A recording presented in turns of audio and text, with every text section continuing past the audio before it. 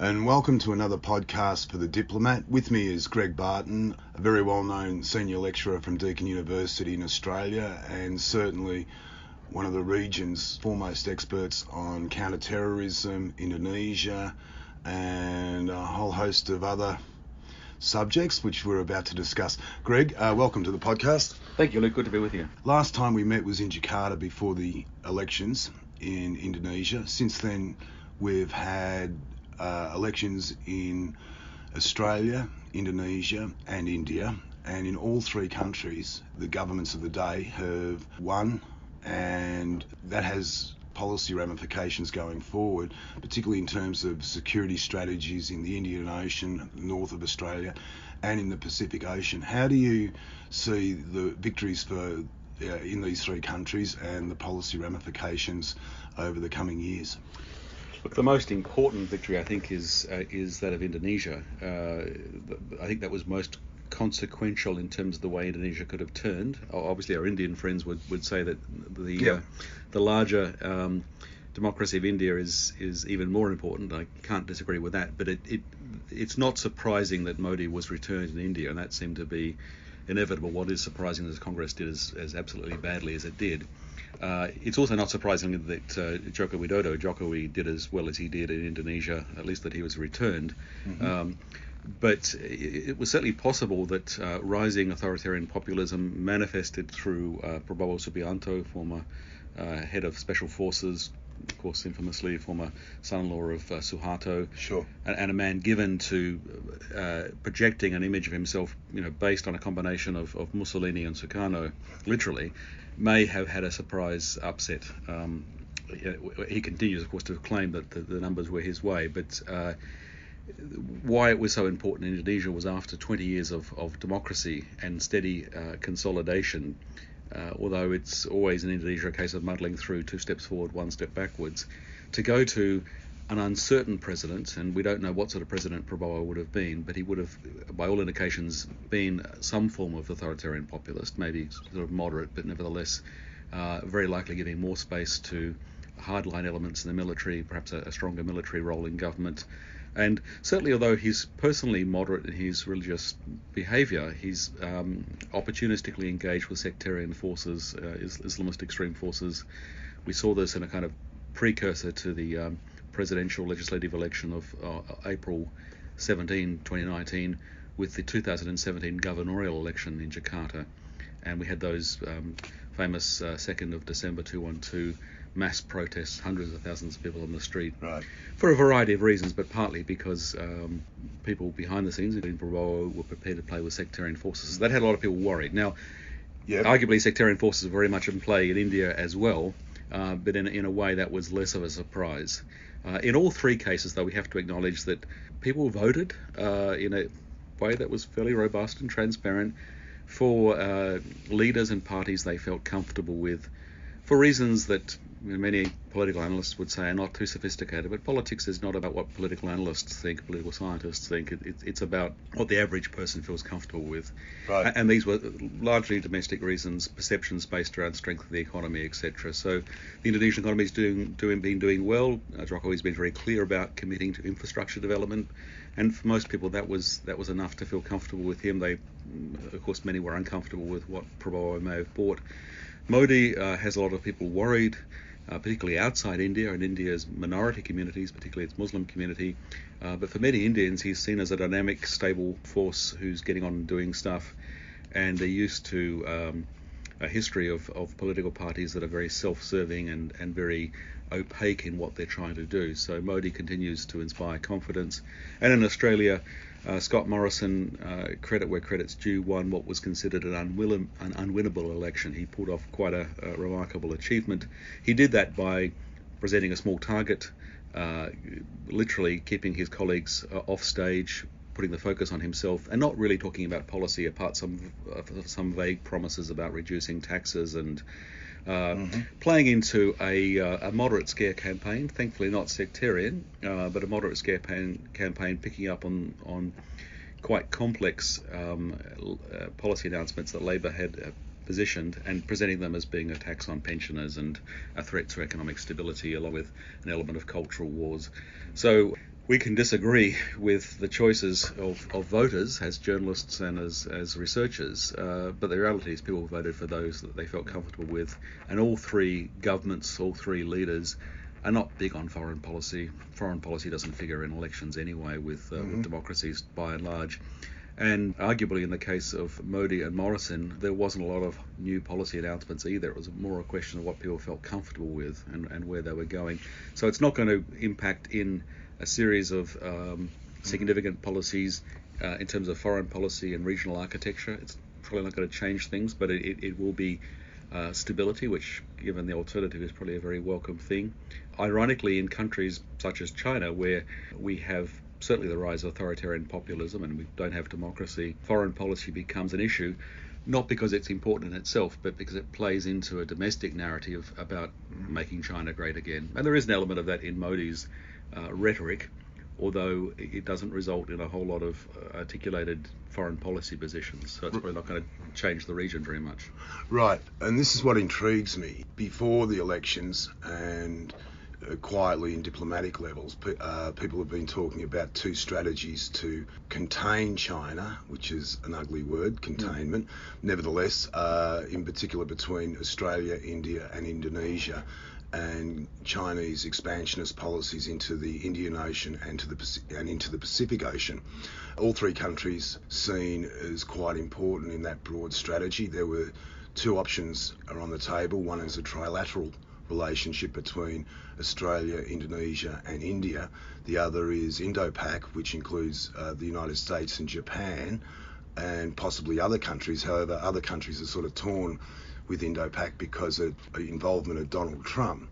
It seems to be pushing countries into deciding whose side are you on, the United States or China, and no one wants to be in that situation. And with the re-election of all three governments, I think we're going to see a push further in that direction. I don't know that there's a lot of will to be seen to be containing China. There's a more reasonable way of saying that there's a need to balance China. So if you had weak countries in Southeast Asia and South Asia, Cambodia, for instance. Yeah, Cambodia is a great example. Then that means a strong China will have its way. I don't think we're talking about territorial extension. We are talking about greater blue water navy capacity. We're talking about now a permanent presence in the South China Sea. We're talking more about the ability to use a combination of hard power and economic power. We'd be saying too much to call it smart power, but an ability to influence Chinese language press, business communities through investment, and just intimidation. So in Cambodia's case, it's a case of just the power of investment and buying out vested interests in a society that's not very open. Vietnam, despite being a communist country, has got a much more robust economy and a robust leadership, so in a strong history standing up to China. So that's an example of just balancing China. A strong India is a natural balance to China. A strong Indonesia, a strong Australia. These countries are not going to take on China directly for the most part, nor will they work in any comprehensive, systematic, coordinated, multilateral fashion, I wouldn't think. I think they'll come together with as common interests and where they see something making sense. I think we exaggerate the extent to which we're going to see some complex new multilateral architecture emerge specifically to engage on the China issue. I just don't see that happening. Right, but we are seeing the protests in Hong Kong. Some people are saying that the latest protest was up to 2 million, and there is an extraordinary resentment of China building around the region, particularly in countries like Cambodia. And I'm not talking about among the governments, I mean among the people who have seen the investments come in, but not necessarily too many dollars in their pockets.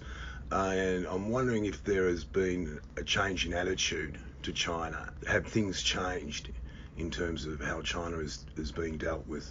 Well, I think what's changed is China has changed. I mean, China was on a trajectory broadly towards very impressive poverty reduction and economic development, but there was twinned with that the hope that it would also be accompanied with greater openness. I mean, China has been investing massively, not just in physical infrastructure, but in human capital and education.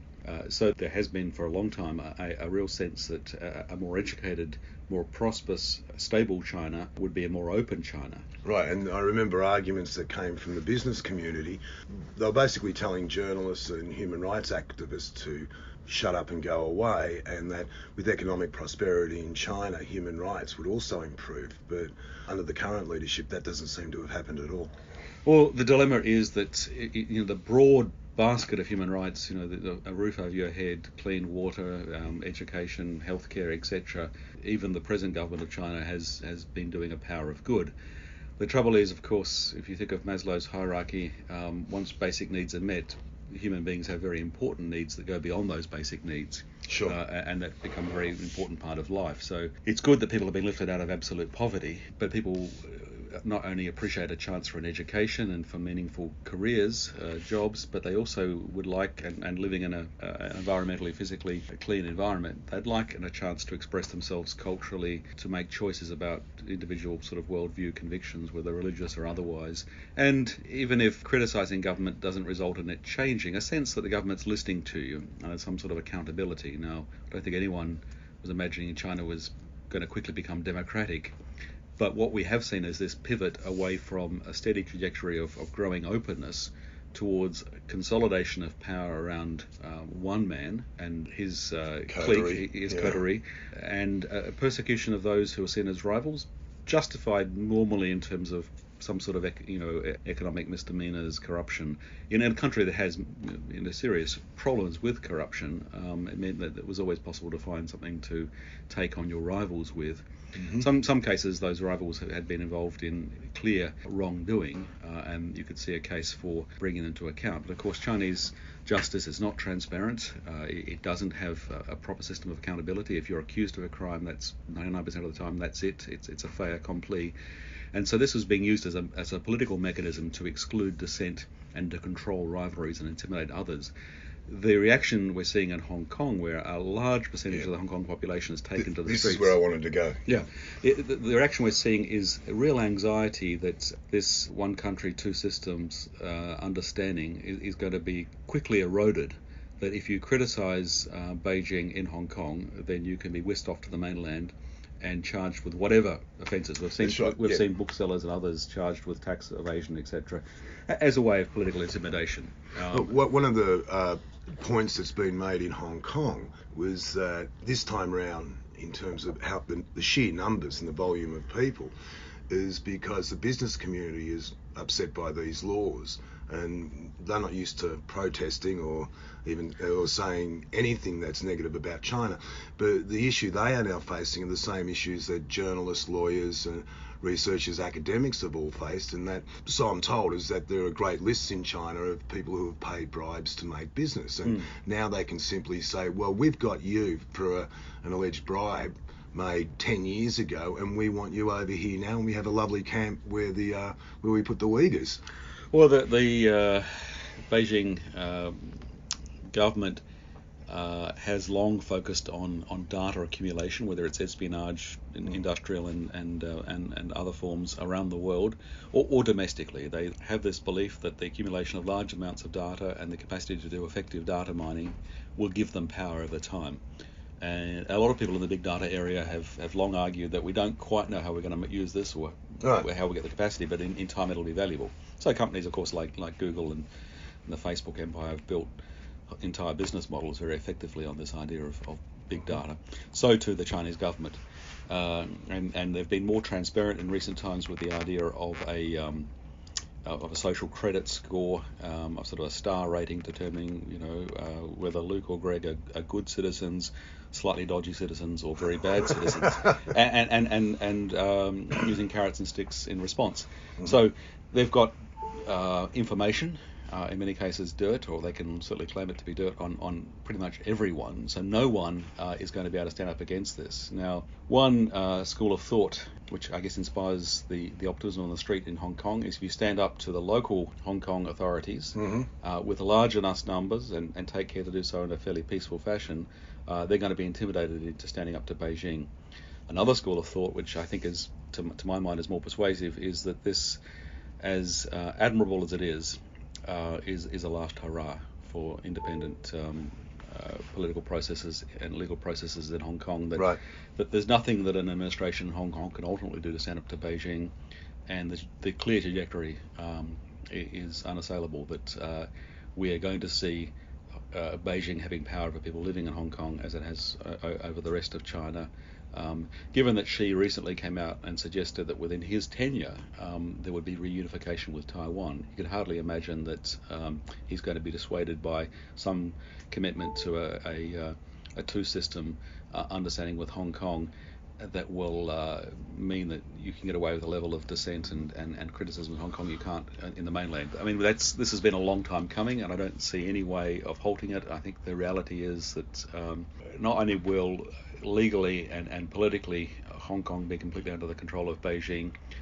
but there may even be, and there are people more expert than me in this, I'm just speculating things that I don't understand very well, there may well be a calculation in Beijing that let the economy in Hong Kong suffer, let there be a degree of investment flow outwards, capital flight. It's good for China as a whole. Hong Kong has long lived past its utility as a unique entrepot. Other cities have emerged along the coast, and it's good to have a bit of a rebalancing. So it doesn't matter if there's some capital flight, because where are they going to go anyway? I mean, China I think we've already seen that. A lot of people are leaving Hong Kong. We've seen basically an evacuation out of Cambodia and other parts of the region. I was speaking to Stuart McDonald last week. I did a podcast with him, and he was talking about Western tourism in Myanmar and Cambodia and these sorts of countries, and it's absolutely collapsed, which isn't reflected in the government numbers. They like to cite Chinese tourism. How, if the Chinese don't back down, and under the current leadership that doesn't look at all possible, without sounding like a warmonger, what are the chances of conflict? Look, I can only speculate. Sure. Try and be as transparent as I can in that speculation. I'm not a China specialist, and I don't know any way of objectively evaluating the chances of war, but it seems to me that the possibility of military action across the Taiwan Straits are much more in the realm of the medium foreseeable term than was the case even a few years ago. Right. So if Xi's to be taken at his word when he said he talked of reunification on his watch, then I think we may see this coming sooner rather than later. Well, let's just say the thing about war with China is it's not in anyone's interest, including China. I don't think China is looking for military confrontation.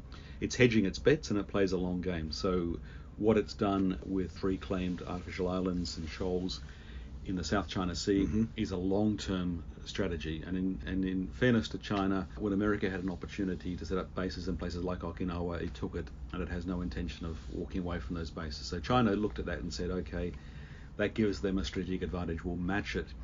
So leave aside the discussion about the South China Sea. The point is they've made a long-term investment, which is going to be very hard for us to reverse. In a time of outright confrontation, something could be done about those bases, but there are many, and the infrastructure is complex, and it would drag us out. So it's a deterrent to taking on China. Now, the most immediate and obvious source of conflict would come with a initiative from Beijing to move across the Taiwan Straits in a process of so-called reunification of Taiwan, which President Xi has foreshadowed as something that could happen on his watch. The calculation in the past was that an American response would make that too risky and too high a cost, and the Chinese military was not sufficiently mature to be able to do that, and the government in Beijing would rather push for openness and international respect than to risk that. Now we have a government in Beijing that is very much consolidated one man and his coterie under President Xi, and this authoritarian populism comes at a time when authoritarian populism globally has strong support, so he's less embarrassed and less held to account for it than maybe might have been the case in a decade or two past. We have a Chinese military that's got enormous capacity, particularly on the IT and cyber side, but also on the Blue Water Navy side, that is giving them a lot of confidence. We have an unstable administration in Washington that is reluctant to commit to, one would think if push came to shove, very likely not to respond in going in any sort of defence of Taiwan. And if America doesn't follow, its allies are even weaker. Great Britain is not what it used to be. Europe is not interested in more military adventures. The region certainly doesn't want to be drawn in. So there may well be a calculation made that they can move across the straits and get away with it quickly and decisively. And you could sort of see the logic of that. At the same time, if the Chinese economy really struggles, then one thing that might tip the hand in Beijing is engaging in some sort of distracting external activity, such as reunification with Taiwan, as a way of turning attention away from what's happening domestically. That's been a long-standing argument too. Well, we've seen that very clearly with Russia. What Russia is doing, what Vladimir Putin is doing in East Ukraine, for example, seems to be very much the seizing of Crimea, calculated on playing into a feel-good emotion at home about making Mother Russia great. And that plays very strongly. People, we just talked about elections, voters vote on an emotional basis for what they perceive to be their immediate personal needs, but also what makes them feel good. And Russians don't have a lot to feel good about, but Putin makes them feel good about the greatness of Mother Russia. A China which is struggling with a decade of economic growth, which is not what previous decades have offered, and is facing other problems, might be distracted. Voters, well, not voters, but people who have a position to express dissent or otherwise to the government in Beijing, might be more mollified if China was showing its greatness in external activities. So that ramps the risk factor up for something happening. And if we have at the moment instability in Britain, a long-term important ally of America, we have an American president who seems quite open to not responding to Chinese aggression. We have a US defense establishment which doesn't know how to respond to a White House position. We have a lot of increased capacity in cyber, both espionage but also offensive cyber capacity, including sort of embedded deep capacity. The argument about Huawei has been very much about this embedded deep capacity. What would happen when push comes to shove? We don't really know. I don't think Beijing wants any military confrontation. But if push came to shove, and that's the way wars have started over the last century, who knows what capacity China might ultimately use. I don't think they would use any more than they had to because they don't want to reveal their hand. They're thinking very much long term. But it may well be that we find ourselves in a very ugly, messy confrontation in which, at the very least, for fear of something worse, no one wants to stand up to Chinese military aggression. We have some very unpleasant things happening. All the signs point towards that being an increased risk in the next decade or two, and that's something we wouldn't have said even 5 years ago.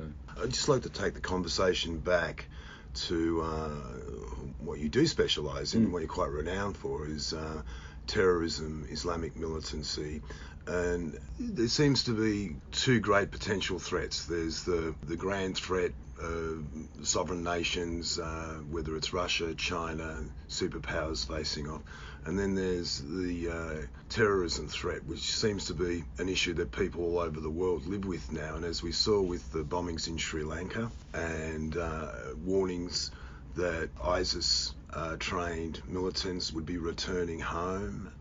There have been reports saying that the number of jihadists has tripled over the last, well, since 9/11. Crystal ball gazing, which you're good at on this subject, how do you see that shaping up over the next 5 to 10 years?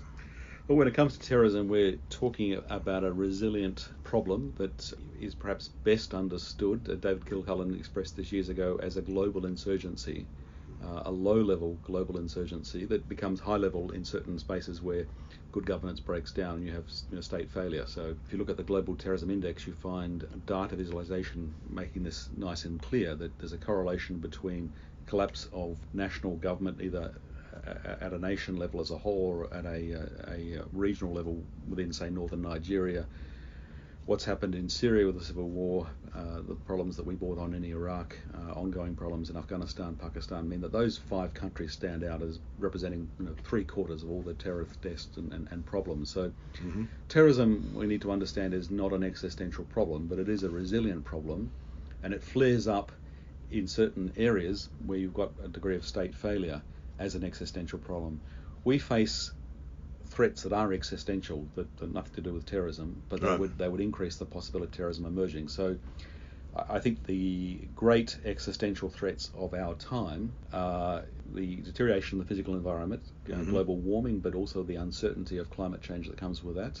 Not just climate change, but pushing our physical system to a tipping point. So we now have this concern that there could be more plastic in our oceans than fish within decades, that we're ingesting significant amounts of plastic every week, that our sort of throwaway disposable society has created problems that we didn't anticipate coming. We see collapse of ecosystems, bee populations, etc. We could find real crises with food and clean water and scarcity. That then feeds into, particularly in a context where you've got increased storm severity, changed rainfall patterns due to climate change. That puts pressure on political systems. We've seen with the Syrian civil war, although climatic environmental changes didn't cause the civil war, years of very severe droughts leading up to the outbreak of civil war in 2011 saw large populations move from fairly marginally viable interior agricultural zones into the cities looking for work, because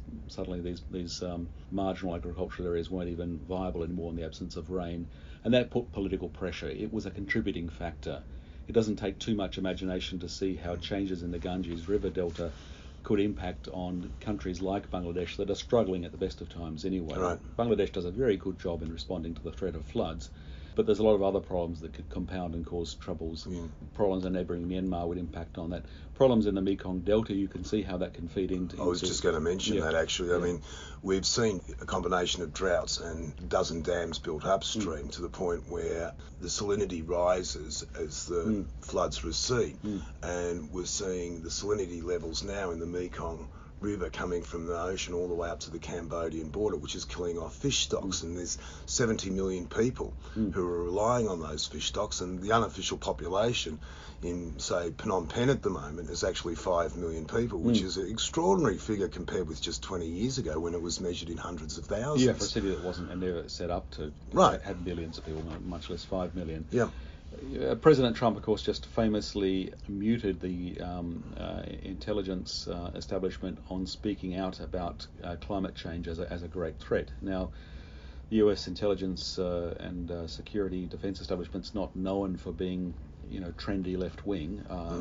They talk in realistic terms. They have concerns. Everyone who looks at these issues has real concerns about the longer-term existential threats posed by changes in environmental climatic systems, rainfall systems, storm systems, that lead to questions about food production, water supply. In a planet that's passing 8 billion people on its way to conservatively 10 billion people, I mean, this should be our great concern, that we are stressing our physical environment anyway. Rich countries contribute disproportionately to this stress, but also have some resilience in terms of the ways they can adapt.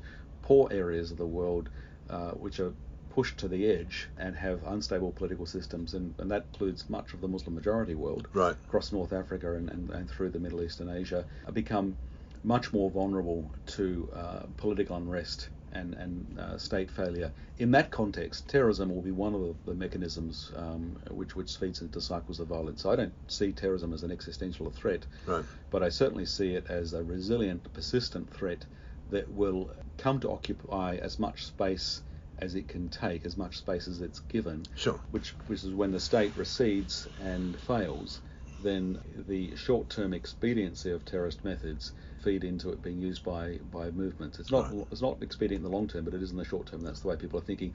And a world facing multiple crises, some of them due to the pressures on the physical environment and growing population, this is surely going to be a factor that figures prominently. I should also point out that when we talk about terrorism is actually a type of warfare, and it's cheap and it's nasty, and it's a sort of warfare that people can make in their backyard garage.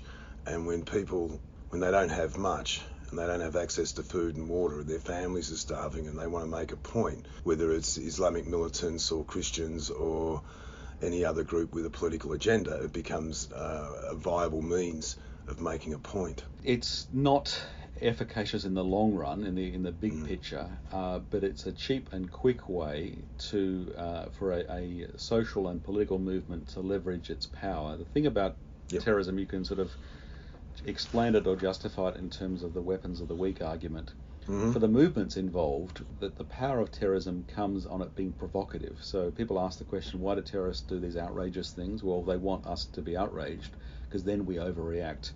9/11 famously cost around $500,000, it's thought, to put together, and it's resulted in trillions of dollars. I mean, America alone, more than $6 trillion, and enormous damage in the Middle East. We didn't need to be provoked in responding to 9/11 by going in and toppling the Saddam regime in Iraq, but we were. And it wasn't that hard to get us provoked into doing that. We went to Afghanistan.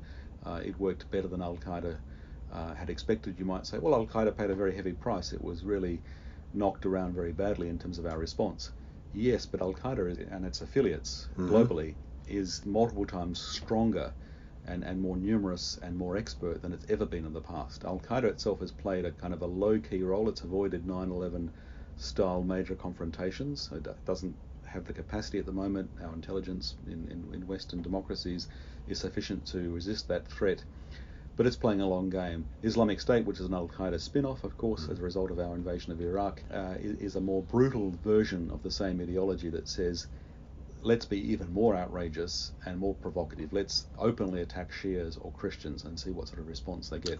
But the logic in all cases with terrorism, if you do something outrageous and you provoke a response, and it's that response which gives you power.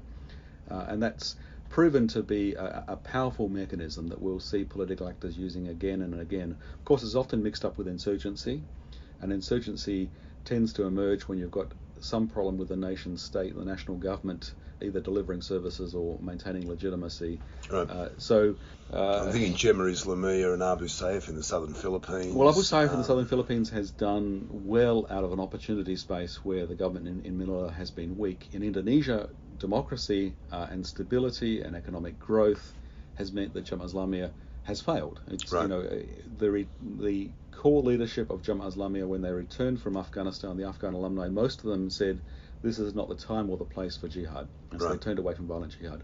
The guys who engaged in the bombing were a splinter factions, just small individuals, handfuls of individuals, but very effective. But then Detachment 88 was developed in response to the Bali bombing of 2002 and has become very effective tactically at responding to the threat. So probably 1,400 arrests since the formation of Detachment 88. Great success. Not so much great success when it comes to long-term rehabilitation of those caught up in these malign networks. So you might put somebody away for 4 years for weapons possession. The laws in the past weren't really well suited to prosecution. There's better laws available now, but even so, the universal perennial problem with terrorism is that you can't make people disappear just through arresting them and even successfully prosecuting them. You've got to deal with some degree of rehabilitation and disengagement. So Indonesia is struggling with that. But the big picture is that the success of democracy and stability means that even these splinter groups struggle. Islamic State probably got 1,000 Indonesians to sign up for its cause and travel to Syria. But that's out of a nation of 270 million people, 230 million Muslims. So it's not having great impact. It has more impact in places like Australia or France than it does in places like Indonesia. So there's an argument for saying if you get the basics right in terms of good governance, the power of terrorism to be a spalling effect is greatly diminished. But in the southern Philippines, we're seeing that provocative occupying of the largest Muslim city, Marawi, leading to the siege of Marawi, has led to the aerial bombing and artillery shelling of Marawi, such that hundreds of thousands of people are now displaced long term, and those displaced people represent opportune populations to go and recruit from for the next wave of terrorism. So there's a cycle of violence in the southern Philippines which has not been adequately addressed, which is not true, thankfully, in Indonesia or Malaysia or even in Thailand. So I have mixed feelings about Southeast Asia when it comes to the likelihood that terrorism will play a significant role, but I certainly think where we've got state failure in areas like the southern Philippines, it will be a significant factor. And I can see go forward 10 years with all sorts of pressures upon states to the extent that we're struggling with food security, we have social, political unrest because of serious problems with meeting people's basic needs, that political violence, including terrorism, will feature more prominently. And on that note, Greg Barton, thank you very much. My pleasure, Luke. Great chatting with you. And you.